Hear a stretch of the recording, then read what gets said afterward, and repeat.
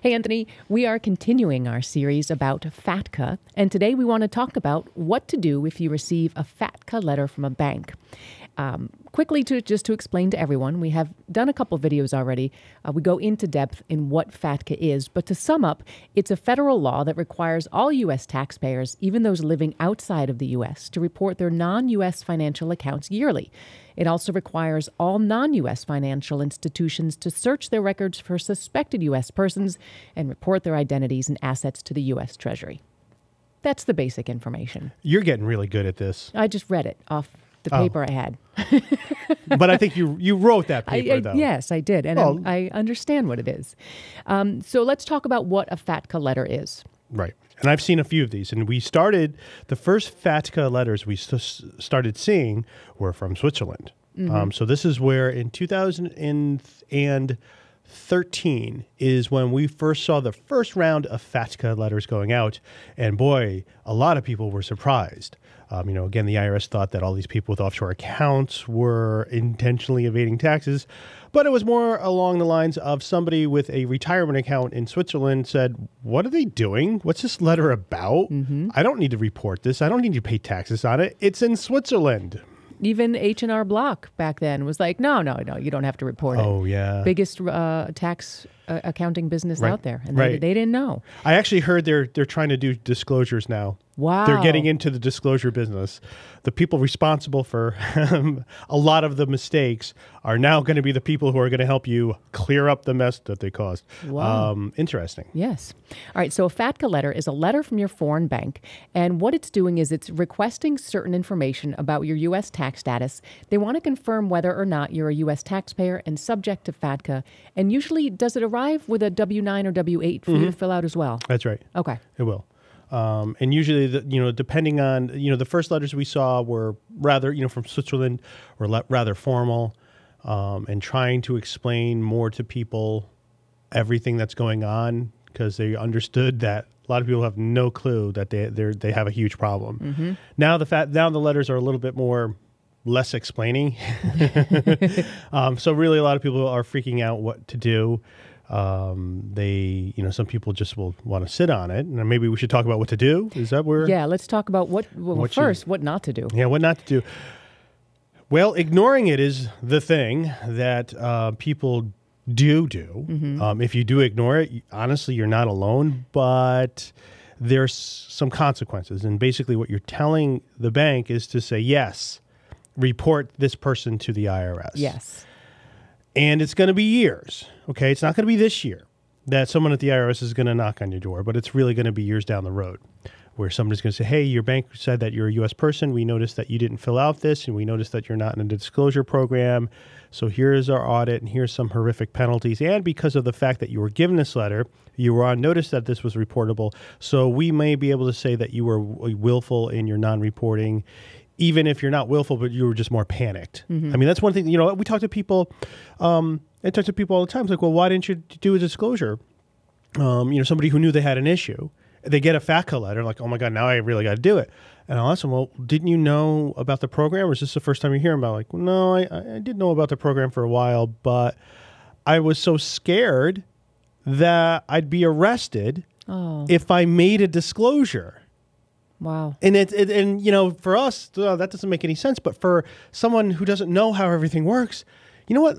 It's kind of reasonable. Mm-hmm. Reasonable. Yeah. Like, well, if I came forward and raised my hand, they would just beat me down. Mm-hmm. And that's not exactly what they're trying to do. But in some ways, we really can't say this offshore voluntary disclosure process has been seamless and easy.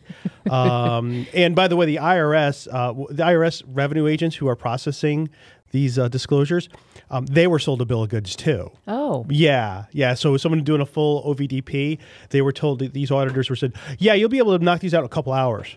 Oh. Yeah. No. Which no. So let's multiply that by 1,000. Yeah. So we're saying if you ignore it, you can be red flagged for being non-compliant. Yep. You don't want to ever be red flagged with the IRS. We know that.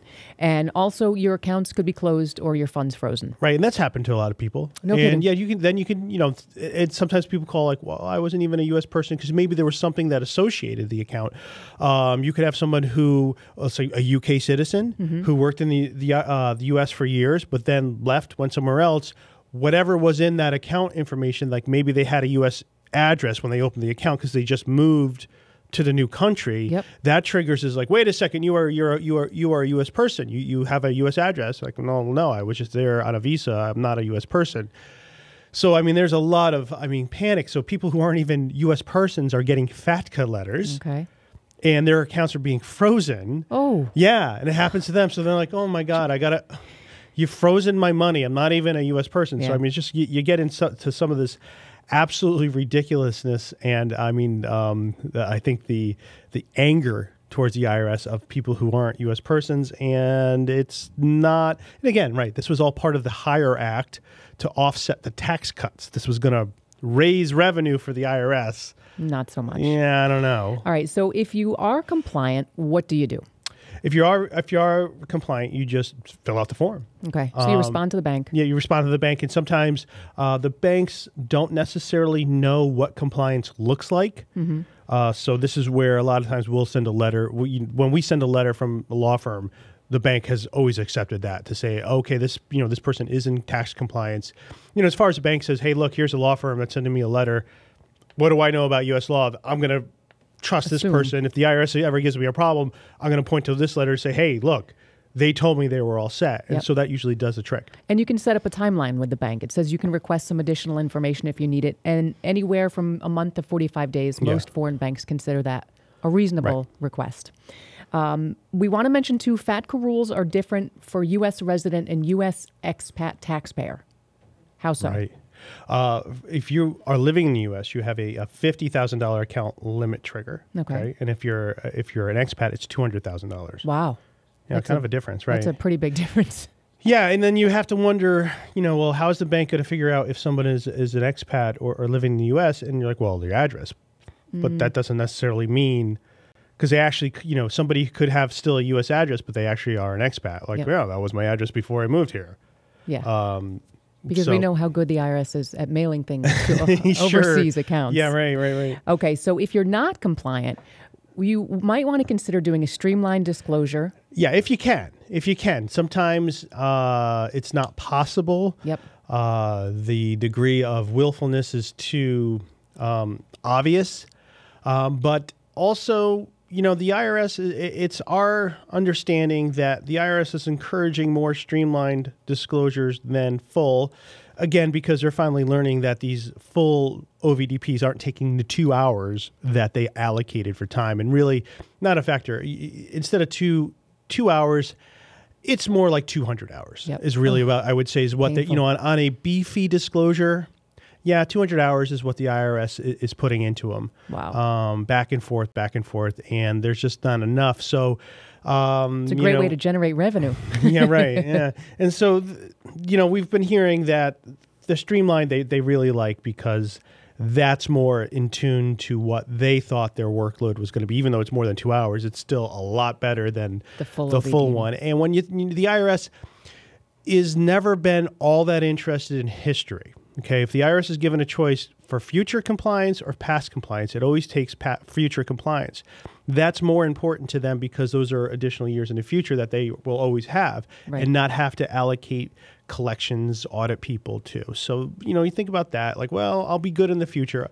And that really backs them off a lot. Awesome. Like the idea, like, I will be a good taxpayer in the future means a tremendous amount to the IRS. Good. All right. Well, good information there on what to do if you receive a FATCA letter from a bank. We're going to talk more about the streamlined disclosure and full OVDP as we continue our FATCA series. So make sure you subscribe to our channel. You'll get updates and know what's going on with FATCA and awesome tax info as well. Like and comment below, and thanks for watching. IRS Medic, the law offices of Parent LLP. Real tax attorneys for tough tax problems.